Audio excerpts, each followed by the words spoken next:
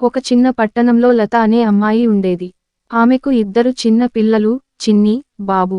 ఒకరోజు రంజాన్ పండుగ వచ్చింది. పక్కింట్లో ఉండే సమీరా కుటుంబం చాలా సంతోషంగా పండుగ జరుపుకుంటున్నారు. వారి ఇంటి నుంచి రుచికరమైన బిర్యానీ వాసన గాలిలో తేలుతూ లత ఇంటికి చేరింది. ఆ వాసన చూసి వెంటనే లత పిల్లలు అమ్మ దగ్గరకు వచ్చి, అమ్మా, బిర్యానీ వాసన వస్తుంది, మనం కూడా తిందామా అని అడిగారు. లత ఇంట్లో ఆ రోజు అన్నం, పప్పు మాత్రమే. ఆమె నెమ్మదిగా చెప్పింది, ఇవాళ మనం సాధారణంగా తింటాం బంగారాలు, ఇంకొక రోజు మనము మంచిగా బిర్యానీ చేసుకుందాము అని చెప్పింది. పిల్లలు నిరాశగా కూర్చున్నారు. ఆ సమయంలో పక్కింటి సమీరా ఆ విషయాన్ని గమనించింది. కొద్దిసేపటికి సమీరా ఒక పెద్ద గిన్నెలో వేడివేడి బిర్యానీ తీసుకుని లత ఇంటికి వచ్చింది. అక్కా, ఇది రంజాన్ స్పెషల్, తీసుకోండి అని ప్రేమగా చెప్పింది. లత ఆశ్చర్యపోయింది.